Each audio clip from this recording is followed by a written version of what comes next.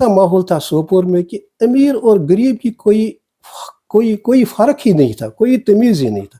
क्यों? क्योंकि जहाँ हम अपनी ज़िंदगी बड़ी मुश्किल से गुजार रहे थे, वहाँ हमारे साथ जितने भी ये बड़े लोग हैं जो उस वक़्त अच्छे मतलब सोपोर के रईस कहलाते थे, उनके बच्चे भी हमारी क्लास में थे। एक-एक बच्चा मुझे याद है। कभी-कभी 2 वक़्त की रोटी के लिए भी बहुत मेहनत करना पड़ी अपनी तालिब-इल्मी के ज़माने में ही। मैं तालिब-इल्मी के ज़माने से ही अपने वालिद साहब के साथ, अपने भाई साहब के साथ मेहनत करता रहा। सर्कुलर आ जाए गवर्नमेंट की तरफ से कि तमाम सरकारी मुलाज़मिन के बच्चे लाज़मी तौर पर सरकारी स्कूल में दाखिल हों, सरकारी स्कूल में इनको दाखिल दिया जाए।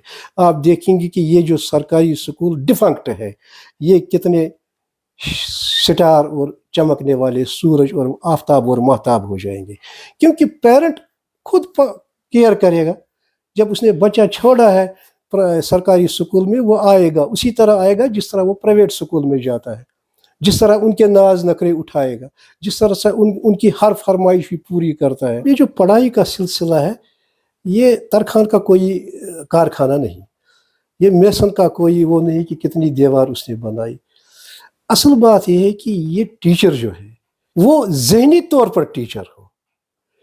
आपके पास ऐसी खेप आई है जो रोज़गार के लिहाज से इस एजुकेशन डिपार्टमेंट में आई है। ये टीचर्स कहाँ है? ये रोज़गार है, जैसे आपका प्रोफेशन, आपकी दुकान, मेरी दुकान, उसकी, ये भी आ गए हैं। और जब इनके पास सरमाया नहीं तो डिलीवर क्या करेंगे? पहले इनके पास सरमाया तो हो जो ये बांट दे, जो अपने बच्चों में दे दे। मैं मुख्तसर वही कहूँगा कि प्राइवेट स्कूलों को और सरकारी स्कूलों को सारी टेक्स्ट में पहले रहा करती थी वो बहुत अच्छी कहानियाँ, मजहबी कहानियाँ थी, दीनी कहानियाँ थी, राम की कहानियाँ थी, रावण की कहानियाँ थी, हमारे खुलफा की कहानियाँ थी। बच्चा डिफरेंशिएट करता था कि सही क्या है, गलत क्या है। नाज़रीन, अस्सलाम वालेकुम। आज हमारे साथ प्रोग्राम में हिस्सा ले रहे हैं परवीन साहब। परवीन साहब सोपोर की एक माया नाज शख्सियत है। अदबी दुनिया में इन्होंने एक बहुत बड़ा नाम कमाया है। परवीन साहब नावल नवीस भी हैं, एक लेखक कलमकार भी हैं और माहिर तालीम भी रहे हैं, कालम नवीस भी रहे हैं। अदबी दुनिया से इनका वाबस्तगी शुरू से ही रही है। परवीन साहब एक आजकल समाजी कारकुन की हैसियत से सोपोर में उभर कर सामने आ रहे हैं और इन्होंने सोपोर में बहैसियत एक समाजी कारकुन समाजी बुराइयों के खिलाफ एक जंग छेड़ी है, जिसके लिए परवीन साहब मुबारकबादी के मुस्तहिक हैं और हम इनका प्रोग्राम में आने का खैर मकदम करते हैं और शुक्रिया भी अदा कर रहे हैं। परवीन साहब से हम ये जानना चाहेंगे कि परवीन साहब के पास बहुत सारे इल्मी, अदबी, समाजी, सियासी ज़ख़ीरे पड़े हैं, तो हम जानने की कोशिश करेंगे कि सबसे पहले इनसे पूछेंगे कि परवीन साहब का जन्म, पैदाइश या जन्मभूमि जिसे कहेंगे, वो ये कहाँ पे इन्होंने जन्म लिया है। परवीन साहब। शुक्रिया वानी साहब, आपका हम खैर मकदम करते हैं और गनीमत समझते हैं कि ये जो लम्हात आपके साथ गुजरने वाले हैं, इसके लिए अल्लाह का शुक्र है। जहाँ तक मेरी जाई पैदाइश का ताल्लुक है तो मैं खुशहाल मुतु सोपोर मैं 1948 1 जुलाई वीरवार को पैदा हुआ हूँ। इस घर में जन्म लेकर आज मैं समझता हूँ कि मेरे लिए खुशी की बात थी, क्योंकि बचपन और लड़कपन जिसे हमने देखा है और जो हमने गुजारा है, अगरचे बहुत ही नशीब फराज का रहा, धूप छाँव बहुत रही, लेकिन हमारे जो वालिद साहब थे वो तसव्वुफ के साथ वाबस्ता थे। सूफी बुजुर्गों के साथ उनका बहुत ताल्लुक था, बल्कि कई एक उनके जो गुरु रहे हैं मैं उनसे भी वाकिफ़ हूँ, क्योंकि मेरे बचपन के ज़माने में ये लोग हमारे पास आया करते थे और घर में महफिल समा भी हुआ करती थी। इसका शायद मेरे जहन पर असर हुआ या गहरे असरात मुरतब हुए। इसके बाद बहुत जल्द जब मैं तीसरी या चौथी जमात में था, मेरे बड़े भाई साहब जो कश्मीरी ज़ुबान के मशहूर और मारूफ सूफी शायर हैं, जिन्हें मोहिद्दीन गुलशन के नाम से जाना जाता है, वैसे हमारे ख़ानदान में हमारे मामू जान भी बड़े अच्छे शायर रहे हैं, आजिज़ उनका तखल्लुस था, मारूफ रहे हैं अपने दौर में। तो ये भाई साहब शायद उस वक्त जवान थे और मैं तीसरी या दूसरी जमात में पढ़ा करता था। इनका शायरी की तरफ पता नहीं कैसे मेलान हो गया, रग़बत हो गई। तो हमारे यहाँ हमारे घर के अंदर उस वक्त के मशहूर शोरा जो जवान थे, जो हमने देखे, जो हमारे घर आने लगे, उनमें वासुदेव रे, विश्वास, रघुनाथ कस्तूर, तो इनके साथ ही मोहिद्दीन गौहर भी शायद अपनी शायरी उस वक्त शुरू कर रहे थे। ये लोग हमारे घर आकर या हमारी जो मशीन थी, जहाँ हमारा कारखाना था, वहाँ आकर इस तरह की महफिलें जमा करती थी।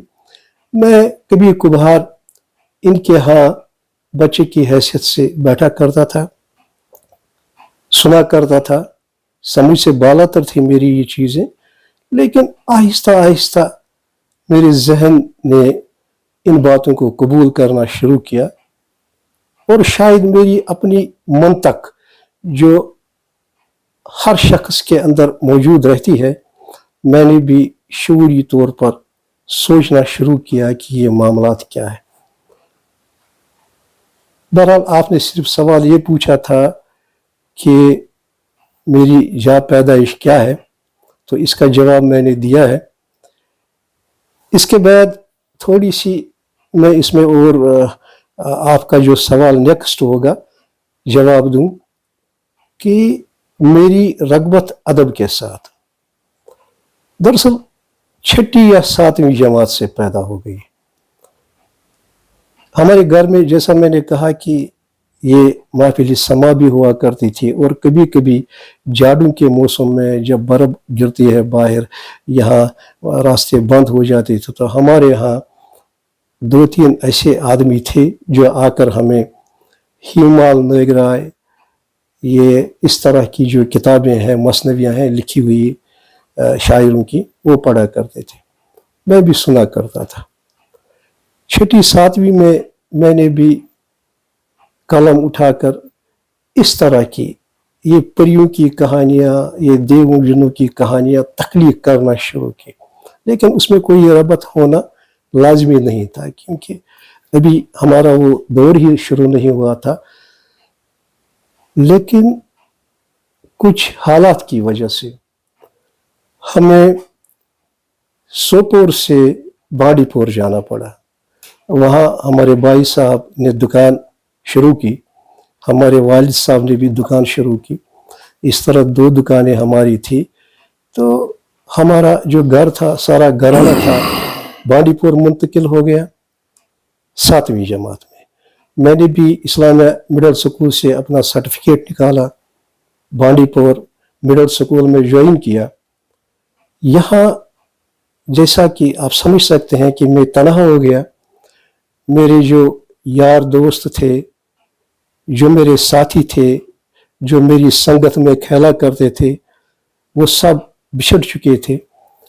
तो मैंने सोचा कि अब क्या किया जाए कि इन तन्हाइयों को दूर करने की शायद ये शऊरी कोशिश थी। खुशकिस्मती से हमारी दुकान के सामने एक बुक सेलर थे बांडीपुर में, उनका मारूफ बुक सेलर थे, उनका नाम गुलाम मोहम्मद था, गुलाम मोहम्मद लोन। लेकिन उन्हें बांडीपुर में नून मोहम्मद के नाम से जाना जाता था। ये डीएनसी के अच्छे वर्कर भी थे, हमारे भाई साहब भी डीएनसी के साथ मुंसलिक थे। तो इनकी दोस्ती भी हो गई। इनके पास शायद मेरे ख्याल में 200, 250, 300 नावलों का जखीरा था। अगरचे न्यूज एजेंट थे, लेकिन ये नावल उनके पास थे, वो इनकी किराया कशी किया करते थे।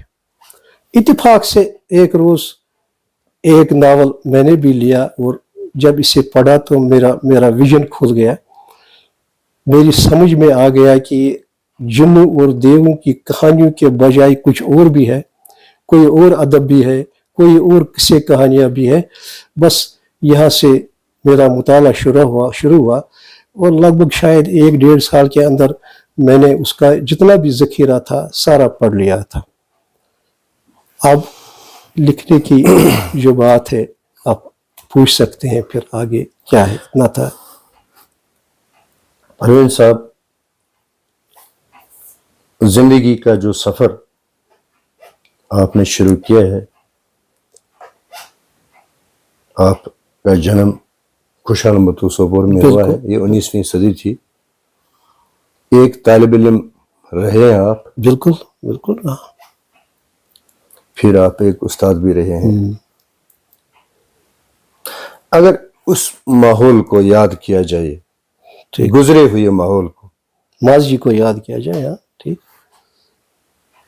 आप बहसत तालिब इल्म का जो माहौल था यहाँ हमारी रियासत का या हमारे सोपोर का, एक जो इक्तिसादी हालत के लिहाज से यहाँ कह रहे हैं कि बहुत सारी कमजोरियां थी लोगों में, बहुत कुछ गुर्बत थी लोगों में। अगर ऐसा कुछ है आपके जहन में, कोई यादाश्त है कि लोग किस तरह से जीना गुजर बसर कर रहे थे, क्या गुर्बत बीपीएल से भी, बिलो पॉवर्टी लाइन से भी नीचे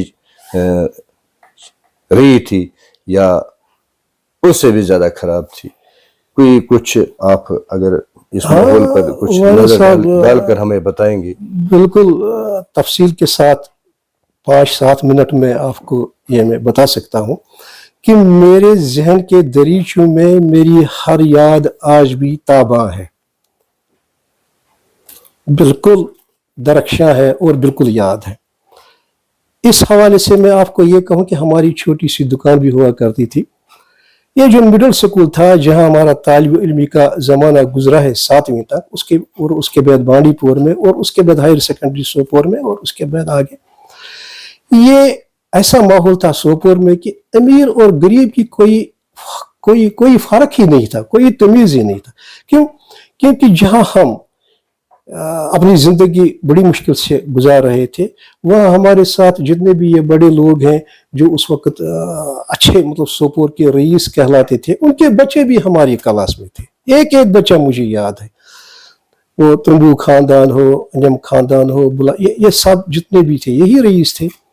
तो इनके जो बच्चे थे वो हमारे सब क्लास फेलो थे इसी मिडिल स्कूल में। जो वर्दी वो पहनते थे वही हम भी पहनते थे। इस लिहाज से जहन में कोई कैटेगरीज नहीं थी, कोई ऊंच नीच नहीं थी, कोई भेदभाव नहीं था। अब रहा जहां तक ताल्लुक था गुर्बत का, تو یہ آپ بھی جانتے ہیں اور ہم بھی سمجھتے ہیں کہ سوپور ہی کیا بلکہ سارا کشمیر ہی بہت ہی پسماندہ تھا ترقی کے لحاظ سے، اقتصادیات کے لحاظ سے، اور یہ جو سوپور میں یہاں بہت سارے طبقے بھی ہیں، کچھ جیسا آپ نے کہا بلو پورٹی لائن تھے، کچھ تھوڑا سا وہ اپنا 2 وقت کی روٹی چلا لیتے تھے، اور کچھ گھرانے، صرف محض کچھ گھرانے اچھے خاصے تھے جنہیں مونوپولی تھی تجارت میں، ملازمت تو نہیں تھی لیکن تجارت میں تھی۔ اس لحاظ سے سوچا جائے تو ہمارا بچپن بڑا پرسکون ہی تھا، اگرچہ اونچ نیچ میں نے پہلے آپ کو بتا دیا کہ بہت نشیب فراز آئے، کبھی کبھی 2 وقت کی روٹی کے لیے بھی بہت محنت کرنا پڑی اپنی طالب علمی کے زمانے میں ہی۔ میں طالب علمی کے زمانے سے ہی اپنے والد صاحب کے ساتھ، اپنے بھائی صاحب کے ساتھ محنت کرتا رہا، ان کا ساتھ دیتا رہا، اور جو محرومیت تھی، جو ہم چاہتے تھے نہیں مل رہا تھا، جو جس قسم کے کپڑے ہم چاہتے تھے میسر نہیں آ سکتے تھے، لیکن میں آپ کو یہ بات بتا دوں کہ ہم نے کبھی فرسٹریشن نہیں آئی، ہم نے کبھی اس بات کو محسوس نہیں کیا، بلکہ ہمارا جو ذہن تھا، مجھے لگتا ہے اپنا ذاتی تجربہ کہ یہ اور تیز ہو گیا، کیونکہ ہماری سمجھ میں آ گیا کہ گھرانے کا جو بوجھ ہے اس کو کم کیسے کیا جائے، پڑھا بھی جائے، آگے تعلیم بھی چلتی رہے، لیکن تھوڑا سا کمائی کا بھی کچھ کرنا چاہیے۔ یہ میری ہی سوچ نہیں، ہر بچے کی سوچ ہوا کرتی تھی، کیونکہ اس وقت تعلیم کا اتنا سٹرس نہیں تھا، 4 بجے تک سکول میں ہوتے تھے، اس کے بعد فری، کوئی مسئلہ نہیں، کوئی ٹیوشن نہیں، کوئی اکیڈمی نہیں، اور کمال کی بات ہے کہ وہ جو ہمارے اساتذہ کرام تھے وہ بھی میٹرک سے زیادہ ان کی کوئی خاص تعلیم نہیں تھی، لیکن ہر سبجیکٹ کے ماہر ہوا کرتے تھے، تعلیمی لحاظ سے ان کی ایک شان ہوا کرتی تھی، انفارمیشن کے لحاظ سے وہ بہت ہی بلند تھے، اور ہم ان کی تعظیم بھی اسی لحاظ سے کیا کرتے تھے۔ جو ہماری خیر پھر نکل گئی ان سکولوں سے، وہ بھی ماشاء اللہ اکیڈمی کے بغیر، پرائیویٹ انسٹیٹیوشنوں کے بغیر، وہ سب ان میں 60% اگر میں آپ کو نام بتا دوں کون کون تھے ہمارے کلاس فیلو، تو اس وقت ورلڈ ریناؤنڈ ڈاکٹرز ہیں، ورلڈ ریناؤنڈ انجینئرس ہیں وہ، اور تاجروں میں بھی انہوں نے بہت ٹاپ کیا ہے۔ یہ سب ہمارے کلاس فیلو تھے، سب غربت سے جی رہے تھے، سب غربت میں تھے، کسی کے پاس کوئی خاص یہ مسئلہ ہی نہیں تھا کہ 2 3 4 5 یونیفارمز ہوں، پھر سکول کے بڑے بڑے بیگ ہوں، پھر اتنے بڑے انسٹیٹیوشنز میں، یہ معاملہ ہی نہیں تھا۔ تو میں سمجھتا ہوں کہ بقول یہ مہاتما بدھ نے کہا ہے کہ تم خواہشوں کو کم کر دو، تمہیں شانتی ملے گی، اور جب آگے بڑھے تو یہی ہمارے یہ جو اللہ کا فرمان ہے، اور جو ہم نے بعد میں دیکھا کہ قناعت پسندی سب سے بڑی چیز ہے، اپنے ماحول کو ایڈجسٹ کرنا، اپنے ماحول میں رہنا، اپنی، اور جسے وہ کہتے ہیں کہ اپنی چادر اتنی ہی پھیلا دینا جتنی آپ کی ٹانگیں ہوں۔ تو آج وہ بات نہیں ہے، ہر غریب سے غریب بچہ مزدوری کرنے والا بھی سرکاری سکولوں میں مفت تعلیم میں نہیں جانے کا ارادہ نہیں رکھتا، پرائیویٹ انسٹیٹیوشنز ہے وغیرہ وغیرہ۔ تو یہ ایک فیشن اس سے کہیے آپ، یا ضرورت بھی ہو سکتی ہے، تو اختلاف اور اتفاق تو بہرحال ہوتا ہی رہے گا، لیکن وہ ماحول مجھے لگتا ہے بڑا پرسکون تھا، بڑا صاف ستھرا تھا، بہت ہی اعلیٰ قسم کا ماحول تھا۔ اگرچہ پڑھائی کے بہت سارے مواقع میسر نہیں تھے، پھر بھی بچوں نے پڑھا، پھر بھی بچے آگے بڑھے، اور پھر بھی بچے ان سارے شعبوں میں بہت اچھی کارکردگی، چاہے میڈیکل ہو چاہے نان میڈیکل ہو، جتنے بھی آپ کے سوپور میں بڑے انجینئر رہے ہیں، سب اسی پرائیویٹ سکولوں میں نہیں بلکہ انہی اسلامیہ سکول یا بابا یوسف سکول کے طلباء ہیں۔ تو یہ جی پروین صاحب، آپ بالکل درست فرما رہے ہیں کہ آپ کا جو طالب علم کا زمانہ رہا، کوئی اونچ نیچ، کوئی بید بھاؤ، کوئی ڈفرنس آپس میں ہوا نہیں کرتی تھی۔ جو لوگ آپ سے پڑھائی کر رہے تھے وہ ڈاکٹر بھی بنے ہیں، انجینئر بھی بنے ہیں, کمشنر بھی بنے ہیں, سیکرٹری بھی آئے ہیں, بڑے بڑے بہت عہدوں بڑے پر بالکل انہوں نے بالکل کام بہت کیا بڑے ہے. عہدوں پر اور وہ نکلے ہیں سرکاری سکولوں سے. بالکل نکلے, یا تو مڈل جہاں سکول اسلامیہ سکول تھا یا بابا یوسف سرکاری سکول تھا, یہی دو مڈل سکول تھے. اس کے بعد ہائی سکول تھا سوپور, یہاں سے نکلے. جہاں پڑھنا اور پڑھانا, اس میں آپ کو کوئی شکایت نہیں تھی؟ نہیں, بالکل نہیں. کیا شکایت ہو سکتی تھی؟ میں تو آج بھی ان اساتذہ کو یاد کرتا ہوں کہ قلیل تنخواہ میں, کم تنخواہ. مجھے لگتا ہے آج میں نے اس پر بہت سارے آرٹیکل لکھے ہیں کہ تعلیم اور کیا تھا. ہمارے لیے کوئی فیسلٹی نہیں تھی اسکولوں میں, کوئی یہ باتھ روم نہیں ہوا کرتے تھے, پیشاب کرنے کی جگہ نہیں ہوتی تھی. کبھی جانا پڑا کسی طالب علم کو تو 1-2 کلومیٹر کلاس سے جو دور جانا پڑتا تھا. یہ کوئی فیسلٹی نہیں, کہیں پانی میسر نہیں ہوتا تھا, تو لنچ وغیرہ کی تو بات ہی نہیں, یہ تصور ہی نہیں تھا. تو ان 4 دیواریوں میں, سادہ 4 دیواریوں میں تعلیمی روح تھی. ان سادہ وہ جو کچی پکی یہ اینٹوں کی بنی ہوئی یہ 4 دیواریں تھی, سکول تھے, سکول کی عمارتیں خستہ تھی, لیکن ان میں تعلیمی جان تھی. آپ یوں سمجھ سکتے, میں نے یہ لکھا ہے, میں نے یہ کہا کہ ان میں تعلیمی جان تھی, تعلیمی روح تھی. آج بڑی بڑی عمارات ہو سکتی ہیں, لیکن ان میں تعلیمی جان ہے ہی نہیں, ان میں وہ روح ہی نہیں ہے. تو یہ تو کمرشلائز ہے, مختصر اگر کہا جائے. وہ کمرشلائز نہیں تھا. وہ اساتذہ کیسے زندہ رہتے تھے؟ 50-60 روپے میں ان کا گزارا ہوتا تھا. میں نہیں سمجھتا پھر وہ کتنے اچھے, صاف ستھرے, ویل ڈریسڈ اور وقار کے ساتھ سوپور کے بازاروں سے چلا کرتے تھے. یہ فرق آ گیا ہے اور بہت فرق ہے. پروین صاحب, اگر آپ کے دور کو یاد کیا جائے, ایک بہترین دور جسے کہا جائے, مجھے نہیں لگتا کہ اس میں کوئی قباحت ہے. غربت سے لوگ جوجھ رہے تھے, آپ بھی غربت سے جوجھ رہے تھے, یہاں کے چھوٹے بڑے سب غربت کے شکار تھے. اس زمانے میں آپ نے پڑھائی کی. بالکل, یہ بھی ایک قابل تحسین قدم ہے جو آپ نے اس وقت اٹھایا جب کوئی پڑھنا اور پڑھانے کی طرف اس کی رغبت نہیں تھی. زبردستی بچوں کو سکول لے آ رہے تھے, کمپلسری ایجوکیشن کو بنایا گیا تھا, پکڑ کے بچوں کو سکول میں ایڈمیشن کرایا جا رہا تھا. مگر کہا تو یہ جا رہا تھا کہ ان دنوں کی بات ہے, 19ویں صدی کی بات ہے, جب آپ پیدا ہوئے تھے تب لوگوں میں اتنی غربت تھی, 2 وقت کی روٹی نہیں مل رہی تھی, لوگ آلو کھا رہے تھے, کبھی کبھی وہ بھی نہیں مل پا رہے تھے. ایسا کوئی دن گزرا آپ کی نظر میں یا آپ کا سامنا ہوا ایسے کسی دن سے جیسے 2 وقت کی روٹی یا 1 وقت کی روٹی یا آلو کھانے پڑے, یا کوئی ہے مثال آپ کے پاس؟ جہاں تک مجھے یاد ہے, یہ 1957 کی بات ہے. کشمیر کا ایک جو شمالی حصہ ہے زیر سیلاب آ گیا تھا, اور غربت تو پہلے ہی سی تھی.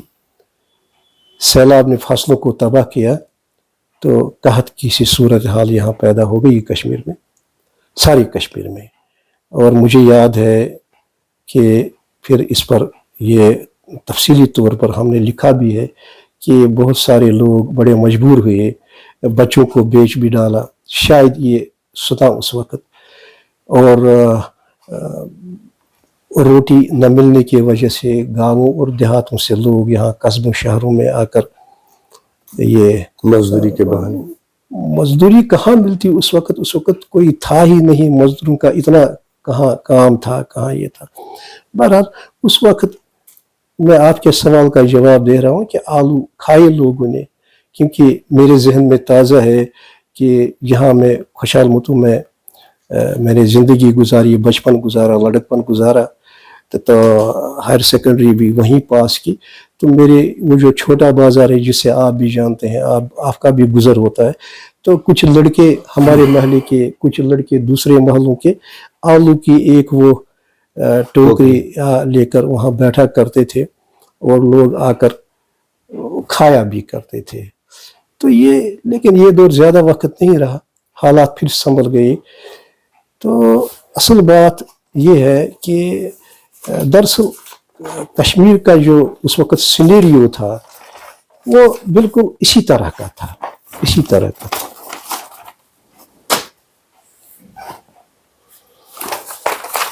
پروین صاحب, طالب علمی کا زمانہ خیر تو آپ نے گزار ہی دیا. پھر آپ ایجوکیشن میں آ گئی. ایک دور آپ نے دیکھا یہ ہے کہ آپ طالب علم رہے ہیں, اپنے استادوں کو آپ نے پرکھا ہے, جانچ کی ہے ان کی کہ انہوں نے کیسے پڑھایا ہے, کس طرح سے پڑھایا ہے اور کیسے آپ لوگوں کو بنایا ہے. یہ دور بھی آپ نے دیکھا ہے. بالکل. پھر آپ اس دور میں چلے گئے جہاں آپ کے استاد کھڑا تھے جنہوں نے آپ کو پڑھایا. اب آپ نے بچوں کو پڑھانا ہے. تو آپ نے شروعات بحثیت استاد کس طرح سے ہوئی اور کہاں سے ہوئی, اور اس طرف آپ کو یہ من کیسے بنا؟ دراصل والد صاحب یہ من کی بات نہیں. آج بچہ من بنا سکتا ہے, لیکن اس وقت ہمارے لیے من بنانے کی کوئی گنجائش نہیں ہوا کرتی تھی. میں نے پہلے یہ عرض کیا ہے کہ ہم گھریلو حساب سے بڑے ذہنی دباؤ میں رہا کرتے تھے, کیونکہ بہت نشیب فراز ہوئے. کبھی اوپر آئے, کبھی نیچے آئے, کبھی بہت نیچے گئے, کبھی بہت اوپر آئے. تو یہ سلسلہ ہمارے گھر میں چلتا رہا. کبھی تجارت فیل ہو گئی, کبھی فلاپ ہو گئی, کبھی کچھ ہو گیا. تو اس نے انسرٹنٹی ہمارے ذہن میں پیدا کر دی. ہم مشکل سے جب ہم نے 8th کلاس پاس کیا, ہائر سیکنڈری میں آ گئی, اس کو فرسٹ ایئر کہا کرتے تھے 9ویں میں, تو میرے ذہن کی کیفیت گو تھی. میں سوچتا تھا کہ ابھی شاید کل مجھے اسکول چھوڑنا پڑے, یا کل چھوڑنا پڑے, پرسوں چھوڑنا پڑے.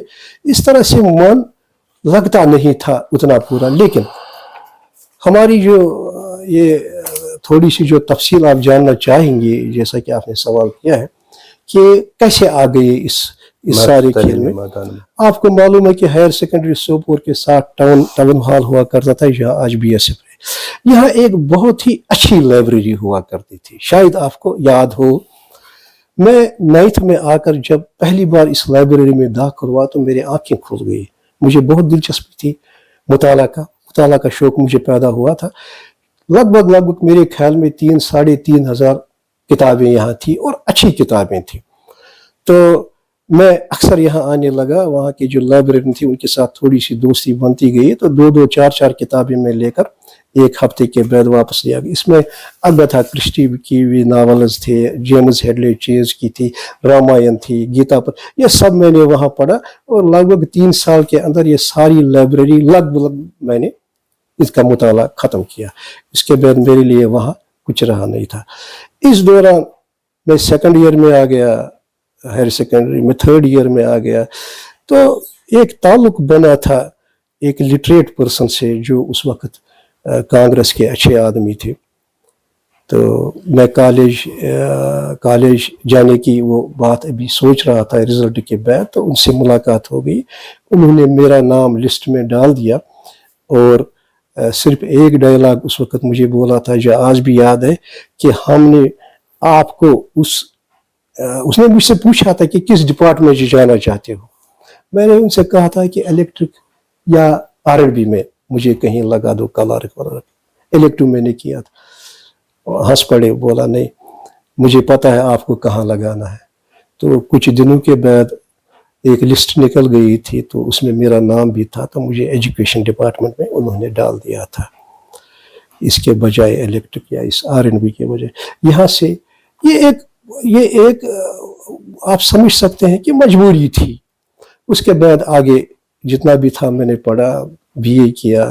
میرے سبجیکٹ بھی اچھے رہے, فلاسفی رہی, ہسٹری, یہ سب آج بھی میرے زیر مطالعہ رہتے ہیں. تو پھر MA بھی کیا, تو B.Ed کیا وغیرہ. تو یہاں سے میرا جو پروفیشن تھا سٹارٹ ہو گیا. اور آپ کو یہ بتا دوں کہ ہماری جو کھیپ تھی اساتذہ کی اس وقت کی, میں فخر تو نہیں کروں گا, لیکن خوشی کی بات ہے کہ آج میں समझता हूँ, सोचता हूँ कि हमने भी बहुत कुछ दिया है अपने स्टूडेंट्स को। जो हमारे पास था, जो हमारा मुताला था, हमने वो बिल्कुल बगैर किसी बखीली के अपने स्टूडेंट्स तक पहुंचा दिया, क्योंकि हम अमानतदार थे उसके। तो इस तरह से आज भी वो लोग हमारी उस तरह से बहुत इज्जत करते हैं, बहुत शान से मिलते हैं और बहुत अच्छा याद करते हैं। तो यही एक टीचर का तो यही होना चाहिए कि उसे कैसे, हाँ, कंट्रीब्यूशन यही है। और उसके बाद कंट्रीब्यूशन मेरा ये रहा कि, तो बहरहाल आप आगे अपना सवाल। जी, यानी आप जिस दौर की बात कर रहे हैं, एक ये है कि उस्तादों की जो तरबियत आपको मिली है उसमें आपको कोई शिकायत नहीं है। बिल्कुल नहीं। नंबर 2, जो बात आप ये कह रहे हैं कि जब आप तालिब इल्म थे, फिर आप उस्ताद आ गए, उस्ताद बन गए, तो उन तालिब इल्मों की भी कोई शिकायत नहीं रही जिन्होंने बिल्कुल नहीं आपसे तालीम हासिल की। वो भी बड़े अच्छे इंजीनियर्स हैं, डॉक्टर्स हैं, कुछ फिलासफर्स हैं, कुछ स्कॉलर्स हैं। ये सब हमारे तालिब इल्म हैं। वो मुझे याद दिलाते हैं कि आपने हमें ये पढ़ाया आज भी, कि ये सबक आपने पढ़ाया था। दरअसल उनके जहन पर अभी तक हमारे वो नकूश गहरे हैं, मुरतब हैं। तब यही तो कामयाबी है कि 40 साल के बाद भी मेरा स्टूडेंट मुझसे ये कहता है कि आपने फलानी स्कूल में मुझे ये सबक पढ़ाया था, ये गज़ल पढ़ाई थी, ये नज़म पढ़ाई थी। तो बहरहाल ये यही कंट्रीब्यूशन है कि उसे याद है। एक मामूली उजरत पर आपने काम किया, तो सबसे पहले जो उजरत आपको मिली है, क्या कितना मिली है? मेरे ख्याल में जब मैं 1967 में डिपार्टमेंट में आ गया था, 2-4 महीनों के बाद हमारी पहली तनख्वाह वागुजार हुई थी। कुछ वजूहत थी उसमें, अंडर एज का था कुछ मामला वगैरह वो ये। तो मैंने शायद 120 या 180 से यहाँ से शुरू किया। उस वक्त यही था, ये मेरे जहन में, ये यानी कि 100 रुपए के आसपास, 100 से ऊपर ही, 100 से ऊपर। 120 या 180 यही था। ये आपकी उजरत थी? मुझे लगता है 180 नहीं था, वो तो शायद ग्रेड था। 120 से ही शुरू होता था। यानी कि 2-3 रुपए आपको दिन का मिल रहा था। बिल्कुल, पढ़ने पढ़ाने में। बिल्कुल। और आपने अपनी जान लगाई पूरी बच्चों को पढ़ाने में, जो जिसकी आप मिसाल दे रहे हैं कि बच्चे आज बड़े बड़े अहदों पर फाइज हैं, कमिश्नर सेक्रेटरी तक पहुंच गए हैं, बड़े अहदों पर फाइज है। यह तो आपकी कंट्रीब्यूशन रही है, दीन रही है, मामूली उजरत पर रही है।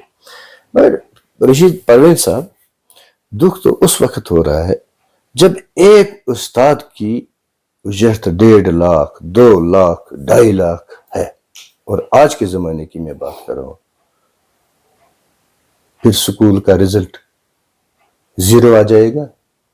तो आप अगर अपनी कंट्रीब्यूशन की बात कर रहे हैं, तो यहाँ आप क्या बोल सकते हैं कि ये क्या मामला हुआ है? फिर हमारी गवर्नमेंट स्कूलों में, हमारे सरकारी स्कूलों में क्या हो रहा है? ये वाली साहब, ये अक्सर मुख्तसर में बात करूं तो ये सब सियासत की नज़र हो चुका है।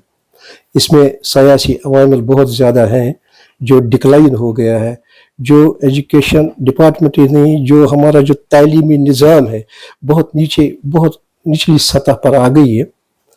दरअसल ये एक रशीद साहब ही नहीं थे, जो मेरे कुलीग है यहाँ, टीम है पूरी टीम है। सोपोर की एक पूरी टीम है। मैं आपको मिसाल बता दूं, सोपोर की एक पूरी टीम है जिनमें से कुछ असातिज़ा कराम अब नहीं रहे। हम एक मिडिल स्कूल में थे, ये हिदीपोरा की मैं बात करूंगा, बहुत नज़दीक ही है। जब टूर्नामेंट शुरू होते थे, हमारी पूरी टीम 7 बजे बस निकलती थी सोपोर से। हमने फैसला किया था कि हम 7 बजे स्कूल पहुंचा करते थे, चाय वहां पिया करते थे, कोचिंग किया करते थे। यह हमारे फराइज में नहीं था। 10 बजे के बाद क्लास 4 तक, 4 के बाद 5 बजे तक फिर कोचिंग। अब देखिए हमारे जहन में तनख्वाह, सैलरी कितनी है, क्या है, ये होता ही नहीं था। हाँ, बस ये था कि हम क्या दे सकते हैं बच्चों को, कहाँ तक आगे ले जा सकते हैं पढ़ाई में, खेल कूद में, और दूसरी जो डिबेट्स वगैरह होती हैं। हमने कभी ये नहीं सोचा कि 7 बजे हम क्या करें। आज मैं अपने आप पर जब ये सोचता हूँ, मैं ही नहीं, मेरी जितनी भी टीम थी, तो जब आप ये देखेंगे कि हमारी कंसंट्रेशन क्या हुआ करती थी, आप खुद अंदाजा कर सकते हैं। आज का वो जो टीचर है डॉक्टर की तरह, उससे उस वक्त ही नहीं है, उसको एक एकेडमी में, एक ट्यूशन में, दूसरे ट्यूशन में, तो वो कमर्शलाइज हो गया है। तो और भी कुछ बातें हैं इन पर मैंने कुछ आर्टिकल्स में लिखा है मुकम्मल तौर पर कि डिक्लाइन की क्या वजूहात हैं। वो छप भी चुके हैं वो आर्टिकल्स, मतलब मुख्तलिफ अखबारों में, खुसूसन उज़्मा वगैरह इसमें आ चुके हैं, बहुत लेदी भी हुई। मैं यही कहूँगा कि अब वो खेप जो निकल आई है पिछले 10, 15, 20 बरस से, हमारी में से ही निकली है। जब उनके जहन में ये तस्वर ही नहीं था, वो टीचर बन गए हैं, लेक्चरर हैं, प्रोफेसर हैं, तो वो खेप बिल्कुल उसी स्केल पर है जिस स्केल से वो आ गई है, जो उन्होंने पाया है, जो उन्होंने देखा है, तो उसी में मजे हुए वो, इसलिए उनके पास वो मिशन नहीं है, वो मिशन रहा ही नहीं है। पढ़ना, पढ़ाई, ये गुरु का मामला है, ये वरासत है औलिया की, ये क्या बोलते हैं, क्या कहते हैं, औलियाउल्लाह का काम है, कार्य नबूवत है, ये तस्वुरात ही नहीं रहे हैं। तो फिर आप क्या इनसे एक्सपेक्ट करेंगे। आज सिर्फ ये कि इतने अच्छे स्कूल है हमारे सरकारी, इतनी अच्छी सहूलियात है, हर टीचर MA, MSc, PhD वगैरह है, लेकिन जब हम आउटपुट देखते हैं, मुझे लगता है कि ज़हनी लिहाज से वो मयार कायम नहीं रहा है जो एक उस्ताद का रहना चाहिए था। तो ये मुख्तसर मैंने बोला। परवीन साहब, आप अपने कंट्रीब्यूशन की बात कर रहे थे, जो आपके बाकी लोग आपसे जो काम कर रहे थे, 3 या 4 रुपए उनकी सैलरी थी, और उसका हिसाब लगा रहे हैं आपकी, मैंने 3 या 4 रुपए में क्या दिया, और हम ये सोचते हैं कि हमने आपसे हिसाब लिया, क्योंकि आपने एक स्कूल भी एक इदारा है, प्रोडक्टिव एक इंस्टीट्यूशन है।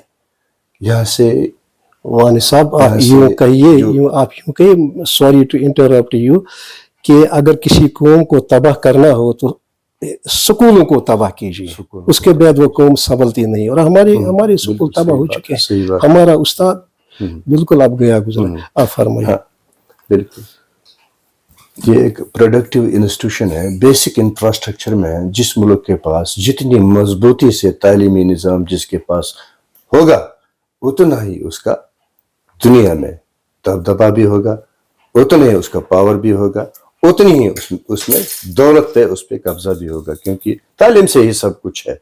आगे जा सकते हैं, चांद, तारों, मरीख, सूरज तक भी आज जा रहे हैं, ये तो इल्म से ही जा रहे हैं। मगर इस मैदान को जो हमारा यहाँ है कश्मीर में, या पूरे भारत की बात कर रहे हैं हम, दिल्ली को छोड़कर, जहाँ केजरीवाल लगे हैं, उन्होंने बहुत हद तक वहां पे स्कूली निज़ाम दुरुस्त करने की जो कोशिश की है, कामयाबी हुई है उसमें। मगर मुझे लगता है एक बहुत बड़ी साजिश है, जो नौजवानों से, बच्चों से, हमारे साथ, आपके साथ हो रही है। आपने 3 रुपए का कंट्रीब्यूशन आप बता रहे हैं, मैंने बड़े बड़े कमिश्नर, डॉक्टर, इंजीनियर, साइंटिस्ट पैदा किए। ये 3 रुपए का हिसाब है आपका, 4 रुपए का हिसाब है, 120 रुपए आप ले रहे हैं महीने का। हमें ये हक नहीं है पूछने का। जो टीचर 1.5 लाख रुपए पर सैलरी ले रहा है, 2.5 लाख रुपए सैलरी ले रहा है, हमें पूछने का उसको यह हक नहीं है। तो आपने क्या कंट्रीब्यूशन दिया 1.5 लाख का या 2.5 लाख का, क्या दिया है कौम को? कहीं तो दुख भी होता है क्या? तो क्या कहेंगे आप अपना जो आपका जो वो दौर था और आज का जो ये दौर है, तो क्या हुआ बीच में? ये उस्ताद क्यों बिगड़ गए? दरअसल हवानी साहब आप के जहन में जो सवाल है वो ये है, या इस तरह से होना चाहिए कि ये तालीमी निज़ाम क्यों बिगड़ गया, शायद ये आप कहना चाहते हैं, या ये कहना चाहते हैं कि हमारी जो प्रोडक्ट हुआ करती थी 70 80 तक असातिज़ा की, तालिब इल्मों की, वो मेयार कायम क्यों नहीं रहा, शायद आप ये कहना चाहते हैं, या आप इसकी वजूहात पूछना चाहते हैं कि अब ये जो तालीमी सिनेरियो है इसका कोई हल भी है नए सिरे से तामीर का कि नहीं है। आपने खुद ही एक लफ्ज़, ये मैं तो इस्तेमाल नहीं करूँगा, आपने खुद ही किया कि हर वक्त हर सरकार का अपना एक अलग मौक़िफ़ रहा है और तालीमी निज़ाम सियासत ज़दा हो जाता है, तालीमी निज़ाम को सियासी नज़र किया जाता है। हर पॉलिटिकल सिनेरियो का, हर पॉलिटिकल पार्टी का अपना एक मिशन और नज़रिया होता है, वो क्या प्रोडक्ट करना चाहता है। बदकिस्मती से जो हमारी जितनी भी सरकारें आज तक आ गई, अपनी थी या दूसरी थी या किसकी थी, उनके पास तालीमी लिहाज से कोई बहुत ज़्यादा अच्छा मयार नहीं रहा, वो तालीमी निज़ाम की अहमियत को उतनी अच्छी तरह नहीं समझ पाए, वो तालीमी निज़ाम को वो कुछ नहीं दे पाए जो इसको देना चाहिए था। और बदकिस्मती से ये एजुकेशन डिपार्टमेंट में भी जहाँ क्वालिफाइड टीचर्स आ गए, वहाँ ऐसी टीचरों की खे भी आ गई जो बहैसियत उस्ताद के सलाहियत ही नहीं रखते थे। नहीं, बहुत लंबी चौड़ी बात है। तो ये जहाँ तक आपने ये अकाउंटेबिलिटी बात की है, अकाउंटेबिलिटी मैंने एक बार एक आर्टिकल में ये लिखा था कि आज भी ये अकाउंटेबिलिटी, ये जवाबदेही पैदा हो सकती है, सिर्फ एक काम करना है गवर्नमेंट को। ये मेरी अपनी तजवीज़ है, ये ज़रूरी नहीं कि आप इत्तिफाक करें। एक सर्कुलर आ जाए गवर्नमेंट की तरफ से कि तमाम सरकारी मुलाजमीन के बच्चे लाजमी तौर पर सरकारी स्कूल में दाखिल हों, सरकारी स्कूल में इनको दाखिल दिया जाए। आप देखेंगे कि ये जो सरकारी स्कूल डिफंक्ट है, ये कितने सितार और चमकने वाले सूरज और आफताब और महताब हो जाएंगे, क्योंकि पेरेंट खुद केयर करेगा। जब उसने बच्चा छोड़ा है सरकारी स्कूल में, वो आएगा उसी तरह आएगा जिस तरह वो प्राइवेट स्कूल में जाता है, जिस तरह उनके नाज नखरे उठाएगा, जिस तरह से उनकी हर फरमाइश भी पूरी करता है, मर्जी या खुशी या नाखुशी से। कम से कम जब बच्चा यहाँ आएगा तो ये स्कूल एक रोल हो जाएगा, उस्ताद को भी पढ़ाने में मज़ा आएगा, उसकी भी अकाउंटेबिलिटी हुई। इसके बगैर कोई हाल ये नहीं है कि बच्चे स्कूल में दाखिल हों, ये इस स्कूल में, और फिर इसको एक मिशन के तौर पर लिया जाए, इसका टेक्स्ट ठीक सुधार इसमें किया जाए, क्या टेक्स्ट में रखना है। हमने तो इथिक्स को निकाल ही दिया। हमने जब इथिक्स को आपने एजुकेशन से खारिज कर दिया तो आपके पास कोई इथिक्स है ही नहीं। वो समझता है कि वही नथिंग इज गुड और bad but thinking makes it so, हर गलत काम को भी सही जायज करार दो, या पढ़े लिखे लोगों की बात है। पर आगे बढ़िए। बहरहाल परवीन साहब, आप अदब की दुनिया के शाहकार रहे हैं, अदबी दुनिया से आप वाबस्ता हुए हैं, आप एक नावल नवीस भी रहे हैं, लेखक भी रहे हैं, कालम नवीस भी रहे हैं, अदबी दुनिया से आप वाबस्ता हुए हैं, समाजी कारकुन भी रहे हैं और समाजी खिदमत भी रहे हैं, आप ताजिर भी रहे हैं और तजारत भी कर रहे हैं, अफसाना नवीसी भी कर रहे हैं और बुराइयों के खिलाफ जंग भी आपने छेड़ी है। मैं ये जानना चाह रहा था दरअसल कि जो अदबी दुनिया से आपकी वाबस्तगी हुई है, ये ख्वाहिश आपके दिल से पैदा हुई है, कहाँ पर हुई है, किस तरह से हुई है, या आप रागिब किस तरह हुए हैं अदबी दुनिया से अपने आप को जोड़ने का? वाहिद साहब, दरअसल मैंने पीछे आपको अभी 1-2 सवाल पहले कहा था कि पढ़ना तो मैंने 7वीं 8वीं से ही शुरू किया, और 9वीं तक आते आते बरसगीर के तमाम बड़े नावल निगार जितने भी हैं और शायर, इनको मैंने पढ़ा था 9वीं और 10वीं में, जिसको हम सेकंड ईयर कहते हैं। सेकंड ईयर में मैंने खुद अपने अफसाने लिखने शुरू किए। यहाँ से मेरा अदबी सफ़र शुरू, सेकंड ईयर 10वीं जमात से। 5-6 अफसाने थे मेरी कॉपी में, आहिस्ता आहिस्ता मैं लिखा करता था, लेकिन कभी हिम्मत नहीं हुई उन्हें किसी अखबार, तो यहाँ बस यही था, आफ्ताब था उन दिनों, आफ्ताब के बगैर और कोई मौकर ये था ही नहीं। जब मैं इलेक्टिव में आ गया तो एक बार अचानक मैंने देखा कि आफ्ताब में एक अफसाना आया है, और अफसाना निगार थे मरहूम उमर मजीद। पहला अफसाना मैंने देखा कि आफ्ताब में आया है। उस वक्त तक कोई अखबार यहाँ शायद अफसाने नहीं छापा करता था। ये सनाउल्लाह भट्ट साहब मरहूम, खुदा उनकी ये जन्नत नसीब करे, उन्होंने शुरू किया था। जब मैंने ये अफसाना पढ़ा और देखा, मैंने भी अपनी कॉपी खोली घर आकर और देखा कि मेरा कौन सा अफसाना अच्छा है जो मैंने लिखा है, इसमें क्या खूबी है तकनीकी लिहाज से। वो तो बहरहाल एक अफसाना मैंने चुन लिया, उसका उन्वान भी था आह के असर होने तक। ये मैंने लिखा, बड़ी मेहनत से वो लिखना पड़ता था, कागज़ के एक तरफ कलम से साफ साफ, उसके बाद डाकखाने में जाओ, एक लिफाफ में डालो, रजिस्ट्री करा दो, 1-1.5 रुपया उसका शायद खर्चा भी लगता था। तो बहरहाल बेच दिया। तो यूं ही बेच दिया। मैंने कहा अच्छा वो देखे क्या होता है। 2-3 दिन के बाद तो मुझे किसी और ने ये इंफॉर्मेशन दे दी कि ये खुशहाल मुतूर रशीद परवीन सोपोर का अफसाना आया है अखबार में। तो ये तो पहले मुझे यकीन ही नहीं आया। बहरहाल यहाँ से मेरा अदबी सफ़र शुरू हुआ। फिर तो आफ्ताब और बाकी दुनिया तो पता नहीं, ये हमारे वो जहन में थी नहीं कि हाँ वहाँ भी पहुँचेंगे। लेकिन अब माशाअल्लाह जहाँ हम हैं, मुनसिफ हैदराबाद, तो मैं परमानेंट कॉलम निगार हूँ इस वक्त, और कश्मीर की तारीख आ रही है कुस्तवार और दूसरे आर्टिकल्स भी। हिंदुस्तान में बहुत बड़े अखबार हैं, दिल्ली के मेरा वतन है, समाज है, हमारा मकसद है, इन सब में मेरे कॉलम, इनकी जीनत बनते हैं। कलकत्ता की तरफ से अवामी न्यूज़ है, उनके 6 एडिशन निकलते हैं, वो भी मेरे कॉलम, उनके अखबार में भी मेरे कॉलम आते हैं। तो इस तरह से अब बहुत सारा ये है, शुमाल और जुनूब में मेरा बड़ा प्लेटफार्म है। तो यहाँ के तो अपने जितने भी अखबार थे वो सब मेरे कॉलम छापते हैं। कॉलम निगारी का जहाँ तक ताल्लुक है, ये आपने सवाल किया था, इससे पहले तो मैं अफसाने लिखा करता था या नावल लिखे थे। पहला नावल दिल और दिया था, दूसरा प्यासी पायल था। तो ये मेरे सोपोर तुझ पे दिल कुर्बान, ये आर्टिकल्स का एक सिलसिला मैंने शुरू किया था, ये तामील इरशाद में, उस पर 112 आर्टिकल है। बहरहाल तो ये दिल और दिया के बाद प्यासी पायल के बाद अफसाने बाहर भी कुछ अच्छे जराइद में, मसलन सिटी सपोर्ट्स मैगजीन और ये जितने भी उस वक्त निकलते थे उनमें मेरे अफसाने आया करते थे।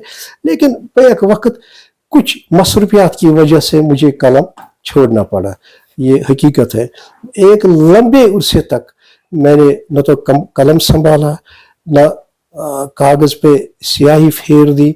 बिल्कुल आप यूं कहिए कि अंदर के उस तख्लीक कार को जो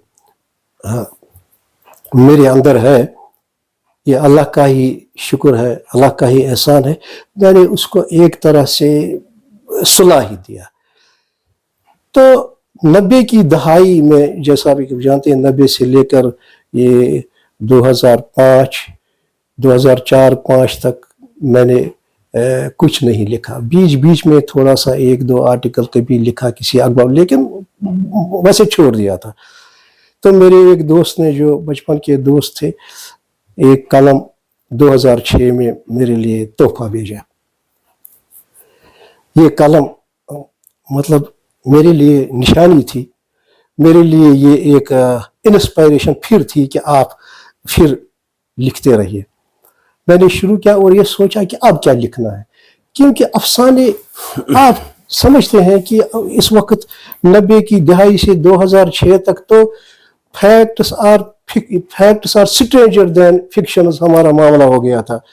हम जो देख रहे थे, हम जो खून खराबा देख रहे थे, हम जो कुर्बानियां देख रहे थे, हम जो लाशें देख रहे थे, हम जो क्रैकडाउन देख रहे थे, हम जो ये सारा कुछ देख रहे थे, तो मैंने सोचा कि अफसानों की अहमियत क्या रहेगी। अब तो हकायक अफसानों से ज़्यादा अजीब, गरीब और होलनाक और अलमनाक है। इसलिए मैंने सोचा कि कॉलम लिखूं। हालांकि उससे पहले मैंने कभी कॉलम नहीं लिखा था। कॉलम लिखा, एक अखबार को भेज दिया, वजी अहमद इंदिरावी साहब उसके एडिटर थे, उन्होंने छाप दिया, फ़ोन भी किया, पसंद भी किया और एक दो मशवरे भी दिए। उसके बाद उज़्मा में आ गए, शीन मीम अहमद के साथ राबता हुआ, उन्होंने अपने मुफीद मशवरों से नवाजा और उसके बाद आज तक यह अदबी सफ़र चलता रहा। कॉलम नवीसी मेरी चलती रही और इसी में मेरा अब प्लेटफार्म, जैसा मैंने कहा, बाहर हिंदुस्तान के सारे बड़े बड़े शहरों में है। जितने भी अखबार बड़े बड़े उर्दू के हैं, मेरे कॉलम वहाँ छपते हैं।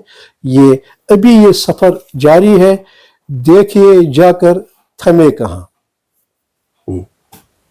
रशीद परवीन साहब, अदबी दुनिया से आपकी वाबस्तगी बहसत उर्दू माहिर फख्र की बात है। आपने अफसाना नवीसी की, आपने कॉलम नवीसी की, आपने नावलें लिखी, आप अदबी दुनिया से एक उर्स से वाबस्ता रहे, एक नाम आपने उर्दू दुनिया में बनाया है, बिल्कुल बनाया, इसमें कोई शक नहीं है। मगर आज जब हम उर्दू की बात कर रहे हैं, उर्दू जिस दौर से गुजर रहा है, मुझे तो ऐसा लग रहा है कि उर्दू का जो फ्यूचर है, जो मुस्तकबल है, वो मुझे तारीख नजर आ रहा है। तारीख नजर आ रहा है। जो काम आपने किया, जो काम मैंने किया, जो काम बुजुर्गों ने किया, वो मुझे कहीं आगे बढ़ता नजर नहीं आ रहा है। तो क्या वजह, आप बताइए। बिल्कुल बिल्कुल, मैं समझ गया। बड़ा सवाल, बड़ा अहम भी है और ये तफसील भी चाहता है, लेकिन मैं आपको मुख्तसर बता दूं कि ये जो आज आप महसूस कर रहे हैं, मैंने ये 1972 में महसूस किया था, जब मेरा पहला मसवदा दिल और दिया मेरे साथ था। मैं दिल्ली में था, मेरी मुलाकात अमरनाथ से हुई थी। उसका नाम, वो स्टार पॉकेट बुक्स का मालिक था, दरियागंज पर उसकी वो दुकान थी। तो कोई दिल्ली में मेरे पास था दिल और दिया का मसवदा। मैं चाहता था कि कोई पब्लिशर इसको छाप दे, लेकिन किसी ने मन नहीं भरा। उर्दू की बात कर रहा हूँ। तो अमरनाथ ने उसे, मैं एक दोस्त के नाते से, मतलब मेरे साथ एक और उनका दोस्त था, मेरे स्क्रिप्ट को देखा, 10-15 पेज पढ़ लिए और फिर एक स्लिप दे दी कि आप इनके पास जाइए, इस नावल को हिंदी में डब करा लीजिए, मैं इसको छाप दूंगा। ये मेरे लिए हैरान कुन बात थी। ये आपके सवाल का जवाब है और सब नाजरीन के लिए भी बड़ी अहम बात है। ये 72 की बात है, 1972। तो मैंने उनसे ये सवाल किया कि आप मुझे बताइए कि आप उर्दू में मेरा क्यों नहीं नावल छापेंगे, हिंदी डब क्यों कराएंगे? आप तो गुलशन नंदा का उर्दू में छापते हैं, आदिल रशीद का छापते हैं, अख्तर आदिल रूब का और कृष्ण चंद्र का छाप, सबका वो स्टार पॉकेट बुक, उसमें बड़े बड़े राइटर जितने भी हैं। मैं छोटा ही सही नव आमूज राइटर, अगर आप छापना चाहे तो उर्दू में। उसने एक बहुत अहम बात बोली। उसने कहा कि देखिए, तुम अभी बच्चे हो, इस मैदान में आ रहे हो, जब हम गुलशन नंदा का हिंदी में नावल छाप देते हैं तो 8 लाख से 10 लाख तक बिकता है। ये उस वक्त की बात। जब उसी का नावल उर्दू में छापते हैं 5,000 से 10,000 तक बिकता है।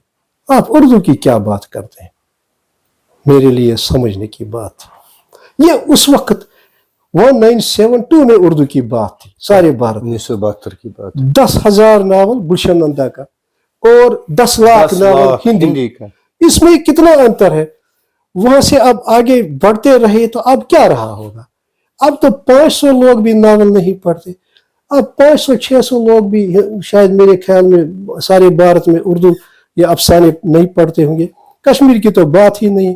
हमें लगता है कि ये जो अखबारात हैं अब इनका भी बहुत कम हो गया है सर्कुलेशन। आपको मालूम होगी कि हजारों से ये सैकड़ों में आ गए, 50-60 वगैरह वगैरह। तो हम जो लिखते हैं मुझे लगता है कि इन्हें भी कोई नहीं पढ़ता, या हम ही पढ़ते हैं।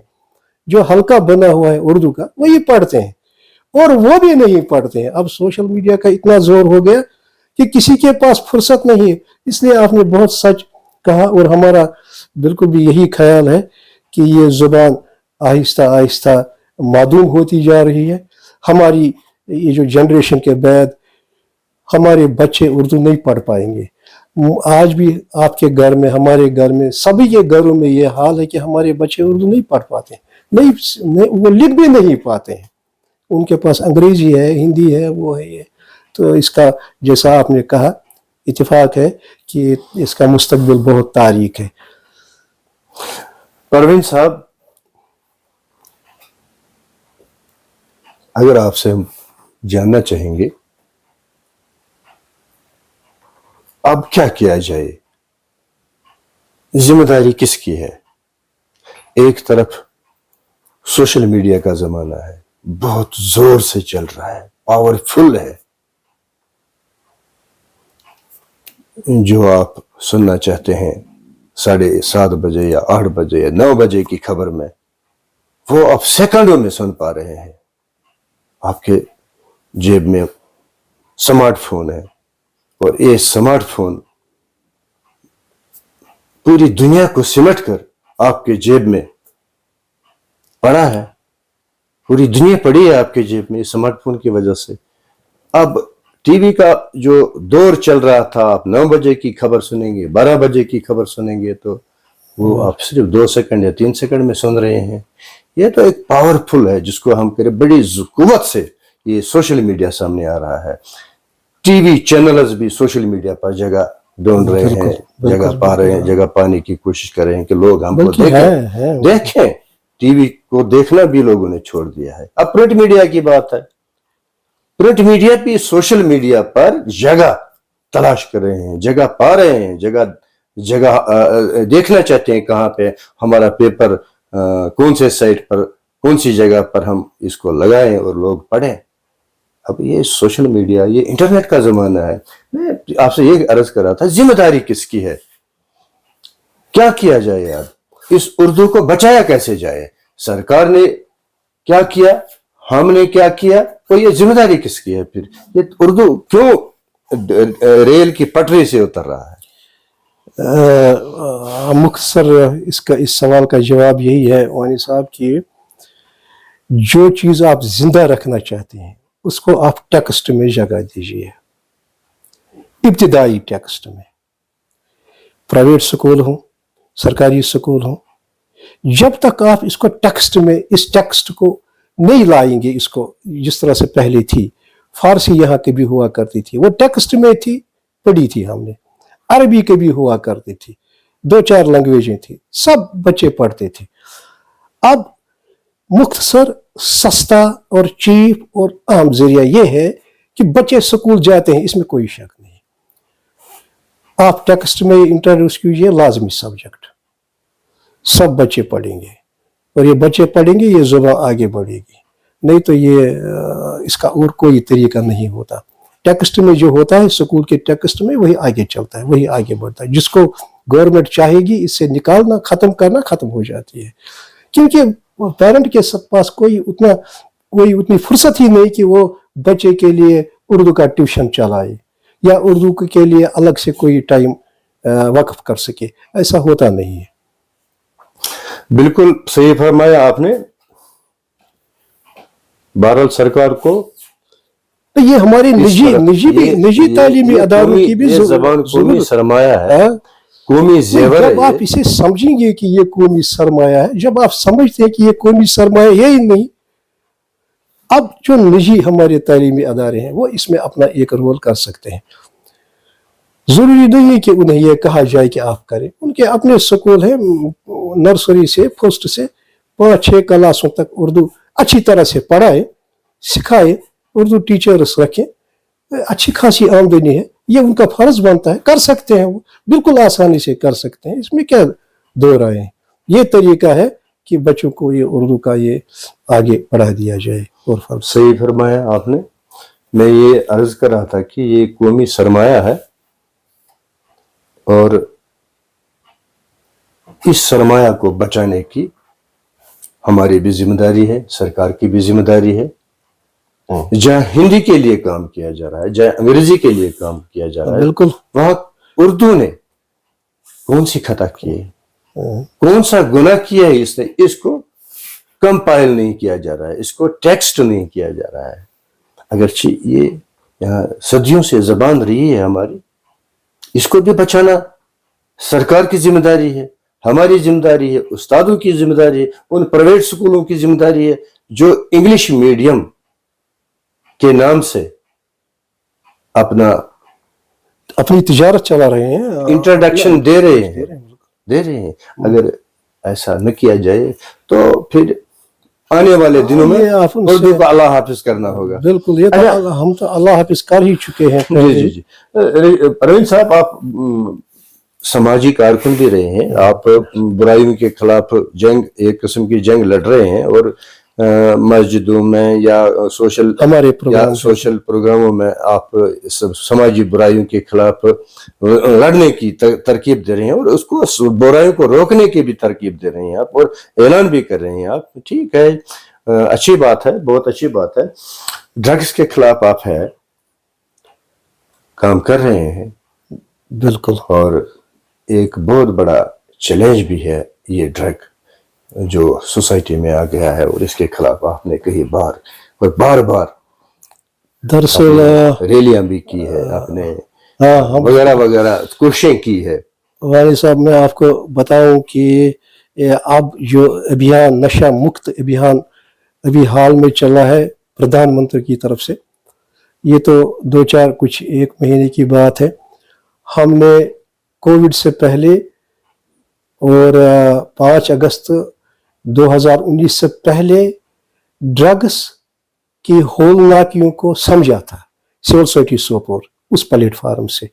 ہم نے اس پر کئی اہم نشستیں کی اپنے ساتھیوں کے ساتھ, اور ہم نے واضح کیا کہ یہ جو ڈرگس کی افریت ہے, یہ اناکونڈا ہے, یہ ہماری نئی نسل کو, نئی جنریشن کو بالکل ختم کر رہا ہے. ہماری ایک نسل تو جا چکی تھی, اب دوسری نسل بھی اس میں. تو ہم نے 4 سال پہلے اس کو بھانپا, اس کو سمجھا, اور ہم نے یہ نشے کے خلاف, ڈرگس کے خلاف اس وقت مہم چھیڑی تھی. مسجدوں میں پروگرام کیے, کالجوں میں کیے, سکولوں میں کیے, اڈے میں جا کر پمپلیٹس وغیرہ, یہ جتنا بھی ہم سے ہو سکتا تھا کرتے رہے. لیکن پھر وہ 2019 کا ہو گیا, 5 اگست ہو گیا, بند ہو گیا, پھر یہ کووڈ ہو گیا, تو سارا کچھ ٹھپ ہو گیا. اس کے بعد ہم نے 4-5 مہینے پہلے پھر شد و مت سے یہ کام شروع کیا ہے, اور اس سلسلے میں سول سوسائٹی سوپور کے جو پروگرام ہوئے ہیں, وہ تمام جو مساجد ہیں, یہاں بڑی بڑی مساجد ہیں, ان میں ہم گئے ہیں, کالج میں, اور جہاں ہماری دعوت ہوتی ہے ان پروگرام میں ہم اپنا نقطہ نگاہ سامنے رکھتے ہیں. کوشش کرتے ہیں کہ محلے کے لوگوں کو, محل صدور صاحبہ کو, مسجدوں میں آنے والوں کو اس بات سے آگاہ کریں, واقف کریں, اور سمجھائیں کہ یہ وہ آگ نہیں ہے جو کہیں ایک جگہ رک جائے گی, جو اس کا پھیلانے والا ہے, جو یہ آگ لگانے والا ہے. ہمارا سٹرس اس پر ہے کہ دیکھو بھائی, تم سمجھتے ہو کہ یہ آگ تم تک نہیں پہنچے گی, بالکل تمہارے دامن تک پہنچے گی اور آ چکی ہوگی. تو یہ تو ہمارا ہے یہ سلسلہ, اور آگے بھی بڑھتا رہے گا انشاءاللہ پورے زور و شور کے ساتھ, اور اس میں نئے پروگرام بھی ہم دے دیں گے. بالکل رشید صاحب, ڈرگ ایک سماجی برائی ہے, ختم ہونا چاہیے, بالکل ہونا چاہیے ختم سماج سے. اس میں وہ ٹیبلٹ بھی آ رہے ہیں, وہ ٹیبلٹ وہ دوائیاں بھی آ رہی ہیں جو بچوں کو دی جا رہی ہے, جو کھا رہے ہیں, جو نشہ کہ تو نارکوٹک ڈرگ جسے کہا جا رہا ہے.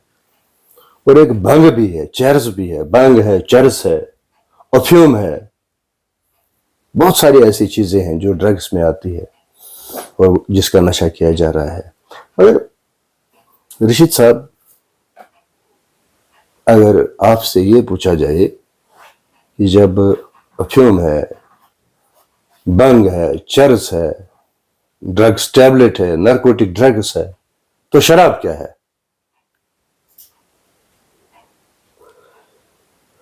وائن کیا ہے؟ آپ نے بڑا نازک سوال پوچھا ہے, کیونکہ وائن سرکاری طور پر بیچی جاتی ہے. شاید آپ کے ذہن میں یہ ہے. میں آپ کو بتا دوں کہ جتنے بھی نشے ہیں کسی بھی فارم میں ہوں, دراصل یہ اس کے دو پہلو ہمارے اسلامی نقطہ نگاہ سے رہے ہیں. یہ جو ہم کام کر رہے ہیں ڈرگس پہ, کوئی زیادہ مثبت نتائج پیدا نہیں ہوں گے. یہ جو پردھان منتری کی سکیم ہے, کوئی زیادہ مثبت نتائج پیدا نہیں ہوں گے. کیوں؟ دراصل جو نتائج سامنے آتے ہیں اسلامی نقطہ نگاہ سے, وہ یہاں اس دل سے, اس قلب سے آتے ہیں. دو چیزیں ہونی چاہیے. ایک یہ کہ یہ قلب ہمارا بدلنا چاہیے کہ نوجوان کے سامنے ڈرگ ہو لیکن وہ ڈرگ میں ملوث نہ ہو. اس کے ذہن میں راسخ ہو اللہ کا خوف, اللہ کی بڑائی, نشے کی برائی. جب بچپن سے اس میں راسخ ہوگی, وہ کبھی اس کی طرف نہیں دے گا, مفت میں بھی ملے تب بھی نہیں.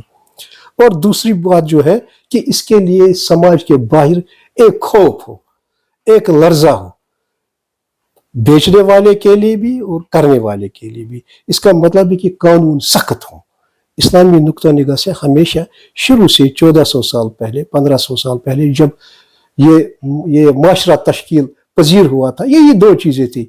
ایک تو اسلام نے قلب کو نشانہ بنایا تھا, انسانی قلب کو, کہ اس میں راسخ کر دیا تھا کہ بہرحال تمہارے لیے ٹھیک کیا ہے, ٹھیک کیا نہیں ہے, اچھا کیا ہے, اچھا کیا, اور یہ نشہ تمہارے لیے اچھا نہیں ہے, ختم. اس طرح سے اب جو اس میں ملوث ہوتا تھا اس کے لیے سخت سزائیں تھی, کوڑے تھے.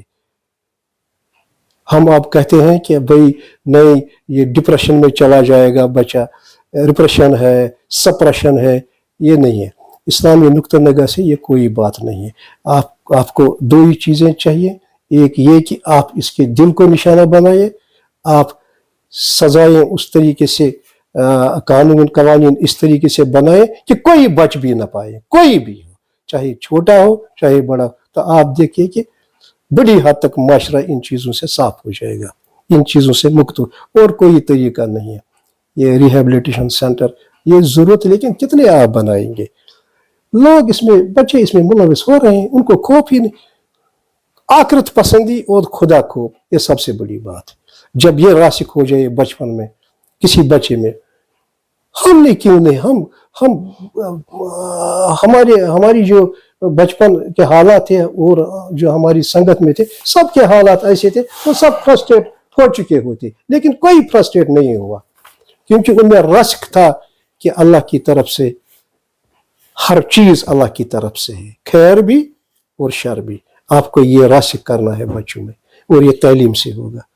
اسی لیے ہم کہتے ہیں کہ تعلیم صحیح طرز پہ نہیں جا رہی ہے, اور اگر تعلیم صحیح طرز پہ نہیں جا رہی ہے تو مشن یہ نہیں ہے, تو انسان پیدا نہیں ہوتا. آپ ڈاکٹر پیدا کر سکتے ہیں اس وقت, آپ انجینئر پیدا کر سکتے ہیں, لیکن انسان کو آپ پیدا نہیں, آپ آدمی کو انسان نہیں بنا پاتے. مسئلہ یہ ہے اس تعلیم کا. پروین صاحب, آپ سماجی کارکن ہیں, سول سوسائٹی کے ممبر ہیں, آپ اچھے پروگرام دے رہے ہیں, لوگوں کو بلا رہے ہیں, لوگوں کو جہاں آپ بنگ کو نشہ سمجھتے ہیں, جہاں آپ نشہ مکت ابھیان کی حمایت کر رہے ہیں اور اس کو چلانے کی کوشش کر رہے ہیں. آپ لوگوں سے کہہ رہے ہیں کہ چرس سے دور ہو جاؤ, ڈرگس نارکوٹک ٹیبلٹ سے دور ہو جاؤ, گانجا سے دور ہو جاؤ, افیوم سے دور ہو جاؤ. کیا آپ کو لگتا ہے یہ چیزیں بند کر کے شراب کو رکھا جائے؟ تو پھر نشہ مکت ابھیان کیا کامیاب ہو سکتا ہے کہ نہیں؟ یہ ایک ایسا سوال ہے کہ اس کا تعلق تہذیب اور تمدن سے میں آپ کی رائے سے پوچھنا، تہذیب اور تمدن بھی ایک میری رائے وجہ ہے، مطلب رائے جاننا چاہتا ہوں. شراب بھی تو ایک نشہ ہے، وہ بھی تو بطور نشہ استعمال کیا جا رہا ہے. اگر نشہ مکت ابھیان چلانا ہے، بھارت کو نشہ مکت بنانا ہے تو پوری طرح سے بنانا ہے، تو آدھا کیوں، آدھا چھوڑ کے آدھا کیوں؟ شاید آپ میں نے جو ابھی عرض کیا تھا، شاید آپ اس بات کو نہیں پا گئے. میں نے یہ کہا کہ جب آپ میں، بچے میں یہ راسخ ہوگا آخرت پسندی کیا ہے، اللہ کا خوف کیا ہے، پھر سماج میں دوسرا خوف ہوگا. وہ کسی بھی نشے، کسی بھی صورت میں نشے کے پاس نہیں جائے گا. جہاں وہ چرس کو برا سمجھے گا، وہاں شراب کو بھی وہ برا سمجھے گا. ہم سمجھتے ہیں. اب ڈیموکریسی کی یہ جو بات ہے، تو یہ ان کا اپنا ایک یہ ہے ڈیموکریسی کا کہ اس سے جنریٹ ہوتا ہے، ٹیکسز جنریٹ ہوتے ہیں، وہ یہ دوسری بات ہے. تو اس بات کو آپ ان تک ہی محدود رکھیے. تو ہمیں جو بھی ہے یہ، ہاں دوسری بڑی بات یہ ہے کہ شراب اور اس یہ جو ڈرگس ہے، اس میں ایک بہت بڑا فرق بھی ہے. شراب مغربی ممالک میں اب ضرورت ہے، ان کی ضرورت بن گئی ہے آہستہ آہستہ، جو بھی پیتے ہیں، جو بھی کرتے ہیں. حالانکہ اس کے خصائص بہت برے ہیں. قرآن حکیم میں ہے کہ اس میں نقصان زیادہ ہے اور فوائد کم ہیں. یہ آیت کریمہ ہے. لیکن یہ جو نیروکیٹک جس کی آپ نے بات کی ہے، یہ نوجوان کو 1 مہینے کے بعد اپنے اس حیات میں ہی نہیں رکھتی، بالکل بیکار ہو جاتا ہے، کرپلڈ. یہ 1-1.5 مہینے کے بعد کرپل ہو جاتا ہے. تو اس طرح سے میں یہ سمجھتا ہوں کہ ان کی اپنی سوسائٹی کا کیا ہے یہ. لیکن یہ جو ڈرگس وغیرہ کا ہے، یہ بہت بہت ایک افریت ہے. اچھا رشید صاحب، اس وقت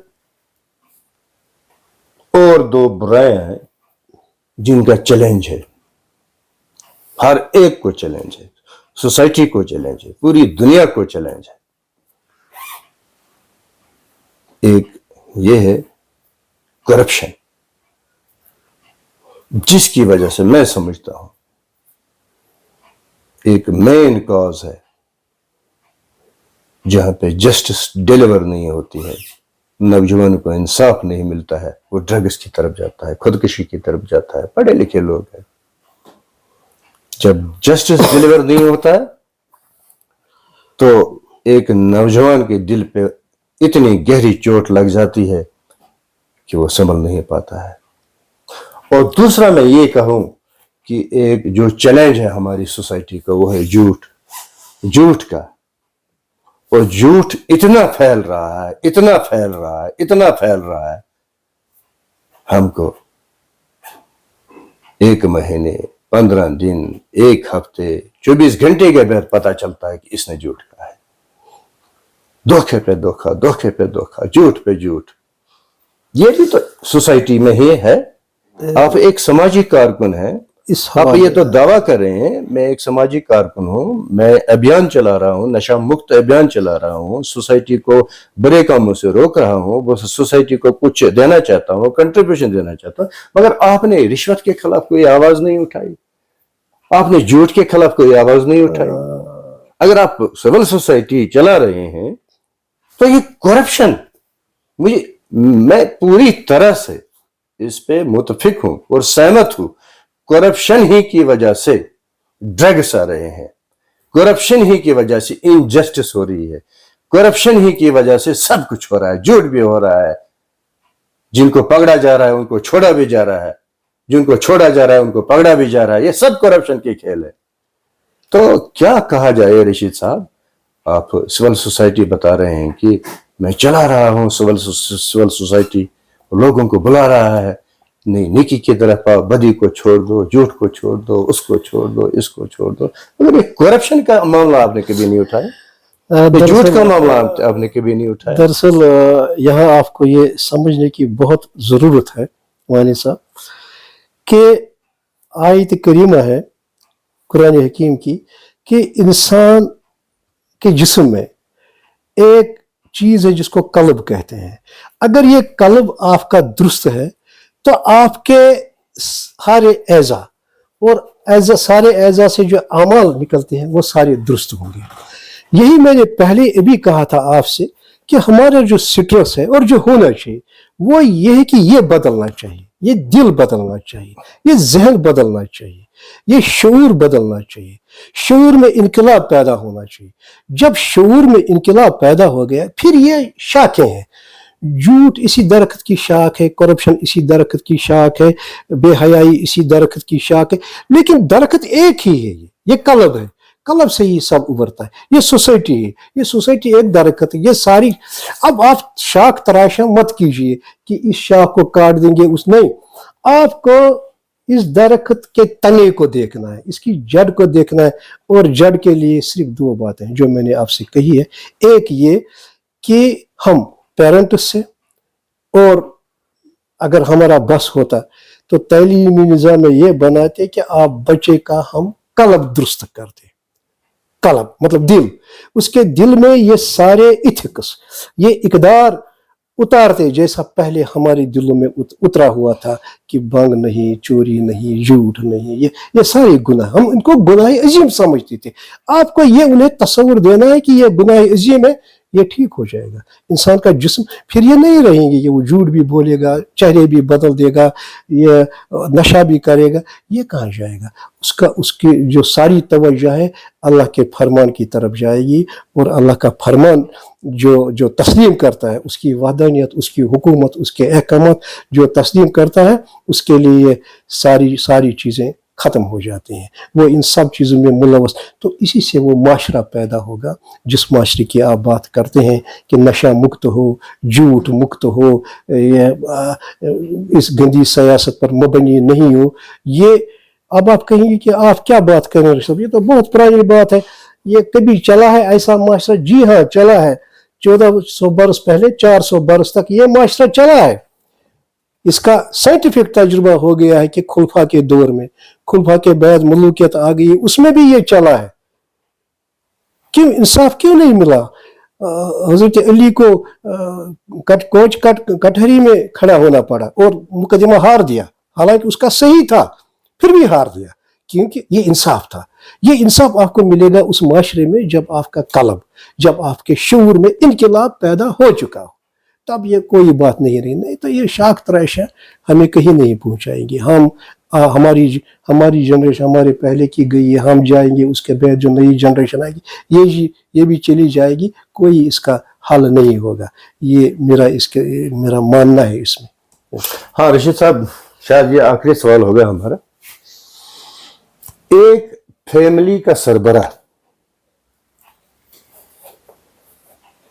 अगर सही मानों में फैमिली का सरबराह होगा तो बच्चे भी, तो प्रोडक्शन भी सही मानों में प्रोडक्शन होगी। अगर एक इंस्टीट्यूशन की या एक फैक्ट्री की प्रोडक्शन दुरुस्त हो, कंपोनेंट लेस हो, तो लोग एक्सेप्ट करते हैं कि नहीं इसकी चीज ठीक है, ये लेनी चाहिए। अगर उसी फैक्ट्री की वो चीज तैयार हो जो मार्केट में आ जाए, जिसके कंप्लेंट पे कंप्लेंट आ जाए, तो वो चीज क्या मार्केट में बिकेगी? नहीं बिकेगी। सवाल मेरे कहने का मतलब ये है, जो प्रोडक्टिव सेंटर्स है हमारे, जहां से अभी कह रहे थे हम, जो बेसिक इंफ्रास्ट्रक्चर है हर एक कंट्री का, जैसे कि किसी बड़े एक लीडर ने कहा, हिटलर ने कहा था जंग अजीम दूसरी में, अगर सब लोगों को मार दिया जाए, मरने दो, मगर उस्ताद को न मारा जाए, उसको जिंदा रखा जाए, क्योंकि ये हमारा प्रोडक्टिव मास्टर है, ये देगा हमें। इंजीनियर मरे, डॉक्टर मरे मरे उन्हें मरने दो, मगर उस्ताद को मरने मत दे दो। ये यही हमको डॉक्टर भी देगा, इंजीनियर भी देगा, साइंटिस्ट भी देगा, पॉलिटिशियन भी देगा। ये एक फैक्ट्री चलाने वाला का मैनेजर है। और जो वो फैक्ट्री जो बिगड़ रही है, जिससे यहाँ प्रोडक्शन आ रही है, जहां पे बच्चों को यह नहीं समझा जा रहा है अच्छी चीज क्या है, बुरी चीज क्या है। जब मैं अपने जमाने की बात करूंगा, एक उस्ताद ने मुझे समझाया, जब गाड़ी में आप सीट पर बैठे हुए होंगे तो कोई बुजुर्ग गाड़ी में आकर के खड़ा होगा तो आप फौरन उसे जगह दीजिए, फौरन जगह छोड़ दीजिए। और मैं आज तक किसी बुजुर्ग के सामने सीट पर नहीं बैठता हूं। जब हमारी प्रोडक्शन ही फैक्ट्रियों से, स्कूलों से ऐसी निकल रही है कि उनको ये समझा ही नहीं जा रहा है कि बुराई क्या है, सच्चाई क्या है, अच्छाई क्या है, वो क्या है, ये क्या है, नशा क्या है, तो माशरे का क्या होगा? माशरे का वही होगा जो आप देख रहे हैं, और इससे भी बुरा हाल। जिम्मेदारी किसकी है फिर? जिम्मेदारी प्रोडक्टिव मैनेजर है, जिसकी प्रोडक्शन बनाने, जिसको वो पैसा ले रहा है, प्रोडक्शन बनाने का पैसा ले रहा है, उसे हमने हिसाब क्यों नहीं लेना है कि भाई 2 लाख, 2.5 लाख, 3 लाख रुपए आपको दिए हैं हमने, इसका हिसाब दीजिए, दिया क्या आपने? अगर आप एक कारीगर को काम ले रहे हैं, काम पे ले रहे हैं, यहाँ उसको 1000 रुपए दिन का दे रहे हैं, तो आप उसका काम देख रहे हैं, इसने 1000 का किया कि नहीं किया?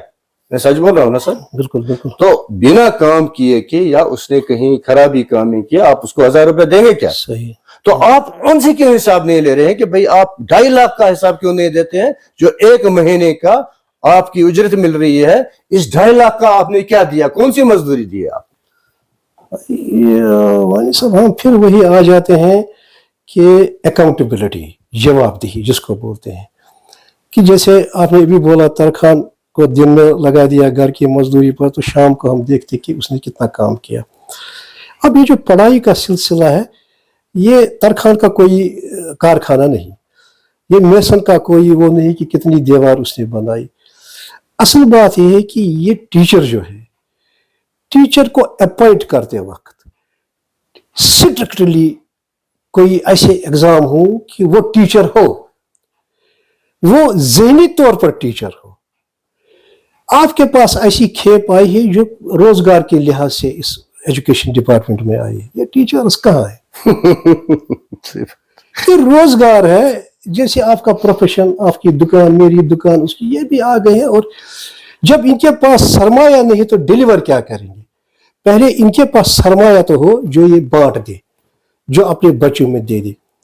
मैं मुख्तसर वही कहूँगा कि प्राइवेट स्कूलों को और सरकारी स्कूलों को सारी टेक्स्ट में पहले रहा करती थी वो बहुत अच्छी कहानियाँ, मजहबी कहानियाँ थी, दीनी कहानियाँ थी, राम की कहानियाँ थी, रावण की कहानियाँ थी, हमारे खुलफा की कहानियाँ थी। बच्चा डिफ्रेंशिएट करता था कि सही क्या है, गलत क्या है। सर, अब वो ख़त्म हो गया।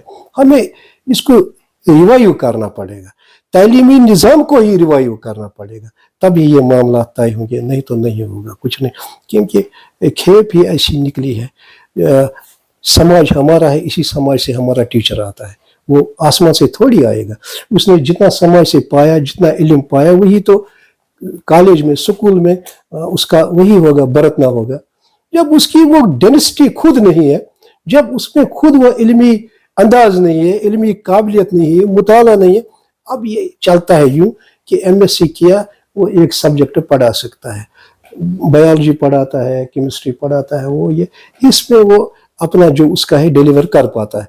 लेकिन मैंने पहले ही कहा था कि वो आदमी नहीं बना सकता, ये वो फैक्ट्री नहीं है। आदमी सबसे ऊंची चीज़ है ना, जिसमें ये सारे अखलाक है। इंसानियत वही चीज़ है ना जो आपको सिखाएगी कि शराब क्या है, जुल्म क्या है, जबर क्या है, गुनाह क्या है।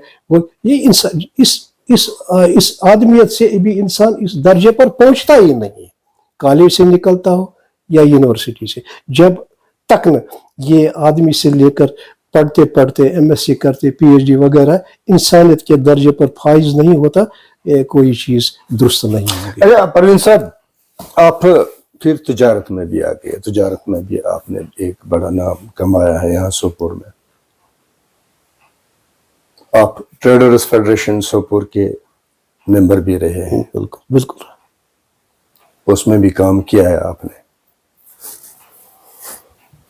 آپ بحثیت پریزیڈنٹ ٹریڈرز فیڈریشن کے الیکشن بھی لڑے ہیں. بالکل. اور پھر آپ نے الیکشن جو ہوا ہے اس میں فارم نہیں بھر دیا, الیکشن نہیں لڑے ہیں, اور وہ سرگرمیاں نہیں دکھ رہی ہیں جو آپ اس سے پہلے دکھا رہے تھے کہ ٹریڈرز فیڈریشن میں بحثیت تاجر. اس کی وجہ کیا ہے؟ وانی صاحب, دراصل اس کی وجہ یہ ہے کہ میں آپ کو مختصر سوپور کی جو تجارتی لائن ہے اس میں تھوڑا سا آپ کو نیچے جانا ہوگا, سطحی لحاظ کے بغیر تھوڑی سی گہرائی میں جانا ہوگا کہ کیوں میں اس سے دور رہا. میرے خیال میں جو یہ اس وقت ٹریڈ کا الیکشن ہوا, کوئی وہ جو مسائل ہیں, جو مصائب ہیں, جو دور اس سے اور مسائل بڑھنے والے ہیں اور مصائب ابھرنے والے ہیں, اس میں افاقہ ہونے والا نہیں ہے, یہ میرا خیال تھا. اس کی وجہ یہ ہے کہ غلام عبدالرحیم لنگو کے بعد خان صاحب پریزیڈنٹ تھے, تو میں آیا اس الیکشن اس باڈی میں بحیثیت سیکرٹری الیکشن بورڈ.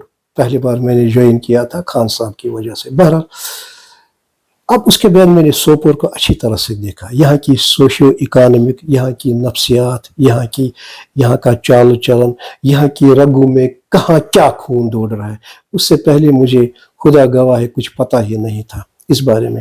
تو بہرحال تجارت میں آ کر میں نے دیکھا کہ غلام نبی خان کے ٹائم اس نے جیتا تو 2-4 آدمی نے ایک اور فیڈریشن بنا دی, ویلفیئر بنا دی. پھر دوسری بار خواجہ نور الدین دان الیکشن ہارے تو ایک اور فیڈریشن بنا دی. پھر اشرف صاحب جیتے تو ہم نے اعلان کیا کہ کوئی فیڈریشن نہیں بنے گی, اشرف صاحب کام کریں گے. انہوں نے 3 سال کام کیا. پھر حشمت اللہ ہاشمی صاحب کا الیکشن ہوا تو اشرف صاحب ہار گئے, انہوں نے اکنامک الائنس بنائی. یہ ایک تاریخ ہے. یہ تاریخ میں آپ کو اس لیے دہرا رہا ہوں کہ بہت اہم بات ہے کہ جب بھی کوئی اور الیکشن میں آ جاتا ہے, جیت جاتا ہے, تو یہاں فیڈریشن بنتی ہے. اب اس وقت جو پریزیڈنٹ صاحب ہیں ان کے پاس 2 فیڈریشن ہیں, ایک تو ہے الائنس, ایک ہے ٹریڈرز فیڈریشن. ہم نے بہت کوشش کی تھی پہلے کہ ایک متحد ایک معاملہ ہو جائے, اتحاد ہو جائے, لیکن نہیں ہوا. کیوں نہیں ہوا وہ دوسری بات ہے. تو جب آپ کے پاس 2 چہرے ہیں, آپ کے پاس 2 ماسکس ہیں, جب خود آپ 2 گھوڑوں پر سوار ہیں, جب آپ خود 2 کشتیوں پر سوار ہیں, تو کل کو کتنے اور آ جائیں گے. یہ ایک سیلاب ہے جو آنے والا ہے, آپ دیکھیں گے, بہت جلد دیکھیں گے کہ ایک سیلاب ہے جو آئے گا. اس طرح سے ہم نے سوچا کہ یہ اب ایک دلدل سی بن گئی ہے, اور اس دلدل میں وہ مقام نہیں رہا, وہ وقار نہیں رہا, وہ عزت نہیں رہی. تو اس لیے ہم نے کنار کشی کر دی, اور کوئی نہ فارم بھرا, نہ اس میں کوئی اتنی دلچسپی دکھائی. باقی اپنا ووٹ تھا وہ کاسٹ کیا. اچھا پروین صاحب, آپ ایک صوفی گھرانے سے آئے ہیں, آپ کے والد صاحب صوفیت طریقت میں اعتقاد رکھتے تھے. کوئی خاص بات یا کوئی خاص نصیحت والد صاحب نے جو آپ کو کی ہے, آپ اگر یاد کریں گے تو فرمائیں گے. والد صاحب ہمارے تاجر تھے, روزی روٹی کماتی تھے 2 وقت کی, تو حلال طریقے سے بزنس کرتے تھے, حلال طریقے سے کمائی کرتے تھے, کیونکہ ان کا اٹھنا بیٹھا ان کا ان لوگوں کے ساتھ تھا, صوفیوں کے ساتھ تھا. وہ خود بھی اچھے مقام کے حامل تھے. تو یہ مجھے, کیونکہ ان کے بھی کچھ مرید تھے جو ہمارے گھر آیا کرتے تھے, ان سے میں نے یہی سیکھا ہے کہ دنیا ادھر کی ادھر ہو جائے, کبھی جھوٹ نہ بولے. ان سے یہی سیکھا ہے کہ سامنے جو بات بھی کہنی ہو سامنے کہیے, پیچھے مت کہیے. کسی کے عیب بھی ہوں سامنے کہیے, کوئی جھوٹ بول رہا ہو سامنے بتا دو. کہ कितने नाराज हो जाते हैं, कौन राजी हो जाए, इसकी परवाह मत करो। तो मैंने 2-4 बातें उनकी ये ली हैं। तो तमाम इस जहाँ हम फ्रस्ट्रेट हो सकते थे वहाँ से भी निकल आए, कभी नशे की तरफ नहीं गए, कभी अपने म्यार से नहीं गए, कभी उस तरह से बात नहीं हुई कि हम ये कहते कि रिप्रेस हो गए हैं, डिप्रेस हो गए हैं, बल्कि अपने लिए नई नई राहें हमने चुन ली। बस यही सब के लिए है कि अगर सोपोर के जो सरबराह है आज इन अदारों के, अगर वो भी झूठ को छोड़ देते, झूठी कसम को छोड़ देते, सिर्फ एक बात करते कि सच बात करते, तो आज भी सोपोर बहुत आगे जा सकता है। वो ट्रेडर्स फेडरेशन हो, वो दूसरी कोई नुमाइंदा तंजीम हो, इनके लिए। लेकिन सियासत तो ये बहरहाल मुझे नहीं लगता है कि ऐसा होगा कभी, क्योंकि जिसकी खमीर में ये हो जाता है कि मुझे झूठ से ही मेरा काम चलता है, वो कैसे छोड़ देगा। कोई हादसा ही उसे बदल सकता है, कोई हादसा ही बदल सकता। दो हादसे दो किस्म के होते हैं। अब आपने कहा एक तो ये होता है कि खुदा न खास्ता कोई हादसा हो गया ये सड़क पर, या दूसरा हादसा हो गया किसी मोमिन की नजर हो जाए तो सारा कलब ही बदल जाता है। तो आप उस मोमिन को कहाँ ढूंढे वो जो नजर इनायत से उनके क़ुलूब बदल दे। तो यही है कि हमको चाहिए कि अपनी ज़िंदगी वक्फ कर दें, थोड़ा सा जितना भी हो सके, सोसाइटी के लिए, समाज के लिए, मोहल्ले के लिए, अपने लिए अच्छा ही सोचें। वरना मेरा तो बसेरा उस शहर में है जिसमें, बड़ा अच्छा शहर याद आया, मेरा तो बसेरा उस शहर में है जिसमें लोग सजदों में भी बुरा सोचते। सोपोर की बात कर रहा हूँ, ये मैंने देखा। और क्या पैगाम दे सकता हूँ आप? नाज़रीन, ये है रशीद साहब जिन्होंने प्रोग्राम में हमारा साथ दिया है। हम इनका तहे दिल से शुक्रिया बजा लाते हैं। इनकी जो मैसेज है काबिल तारीफ है, और अगर हमने कहीं से भूल से, चौक से कहीं कोई ऐसा सवाल पूछा जो कारीन पर या रशीद साहब पर या किसी और पर नागवार गुजरा, आज़राए करम माफ फरमाएंगे और अपने तासुरात भी दीजिएगा। यही हमारी गुजारिश है। अस्सलाम वालेकुम। वालेकुम।